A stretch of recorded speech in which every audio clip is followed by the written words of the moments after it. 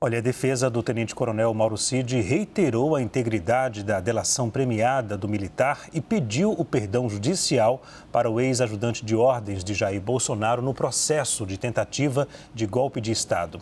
Quem tem os detalhes das alegações finais de Mauro Cid é a nossa analista Jussara Soares. A gente recebe agora. Jussara, muito boa noite, prazer tê-la aqui no Arena. Conta pra gente. Boa noite, Leandro. Boa noite a todos. A defesa do tenente-coronel Mauro Cid protocolou há pouco no Supremo Tribunal Federal as alegações finais do processo da trama golpista. Neste documento de 78 páginas, protocolado há pouco, como eu disse a vocês, a defesa do ex-ajudante de ordens de Jair Bolsonaro acusa a Procuradoria-Geral da República de deslealdade e pede perdão judicial ao militar.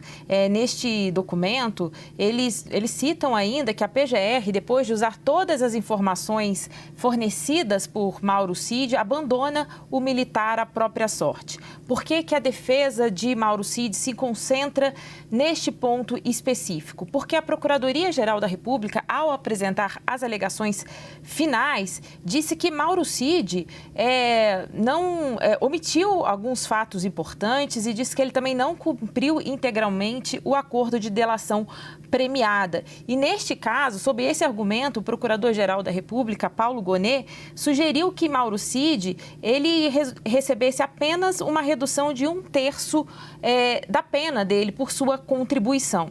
E é neste ponto especificamente que os advogados de Mauro Cid rebatem. Eles dizem o seguinte, que Mauro Cid, todas as informações prestadas para o Mauro Cid ajudaram a Procuradoria-Geral da República. E agora tenta tirar os benefícios de Mauro Cid. E aí, que diz eu vou ler um trecho aqui do que diz a defesa de Mauro Cid nesse documento das alegações finais, que diz o seguinte, que essa atitude da PGR, abre aspas, além de ferir frontalmente o princípio da segurança jurídica, sucumbe ao dever de boa-fé objetiva e configura-se como verdadeira deslealdade processual por parte do órgão acusador, que se valeu da colaboração de Mauro Cid ao longo de extensas 517 páginas da manifestação da PGR, explorando o seu conteúdo probatório de maneira sistemática,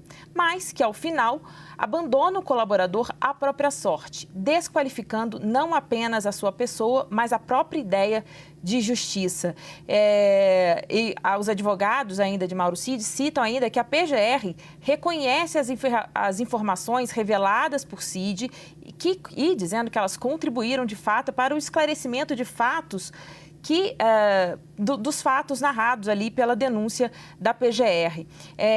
Ao longo de todo esse tempo, desse documento, a defesa diz o seguinte ainda, diz que Mauro Cid não relatou alguns fatos como os detalhes, por exemplo, daquele chamado plano punhal verde-amarelo, porque ele não tinha conhecimento. Este é o argumento que a defesa de Mauro Cid usa para rebater a acusação da PGR de que Mauro Cid omitiu informações importantes. E aí, ao longo dessas 78 páginas, há ainda outros pontos que chamam bastante atenção. Leandro, um dos pontos que me chamaram bastante atenção na leitura deste documento é o fato de que a defesa de Mauro Cid, ele reafirma a integralidade da delação e dizendo também ter sido voluntária e cita o seguinte, que ao fazer o acordo de colaboração premiada, Mauro Cid ficou numa posição de extrema vulnerabilidade, dizendo o seguinte ainda, o que diz a defesa, que ele sabia que ele ficaria nessa situação, que ele enfrentaria forte resistência, represálias e, de certa forma, coação por parte de seus antigos aliados, superiores e demais co-réus, especialmente os ligados ao ex-presidente Jair Bolsonaro.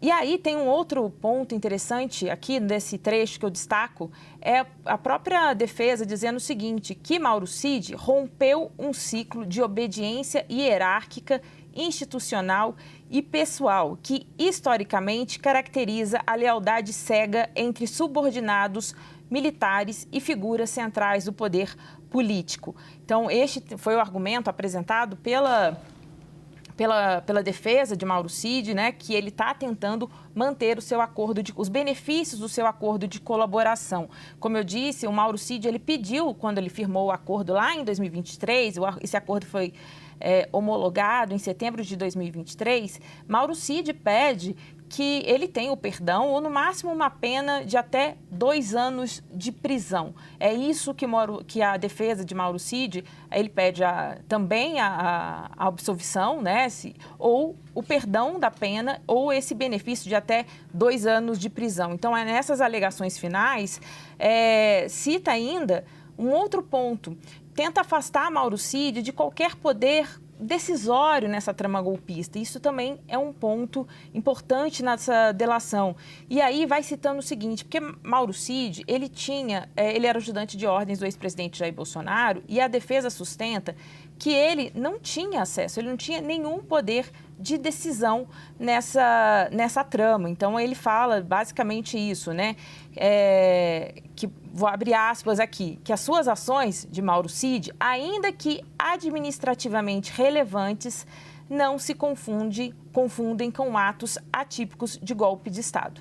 É o que disse entre 78 páginas, alguns dos destaques que eu trago aqui dessa alegação final da defesa do ex-ajudante de ordens de Jair Bolsonaro.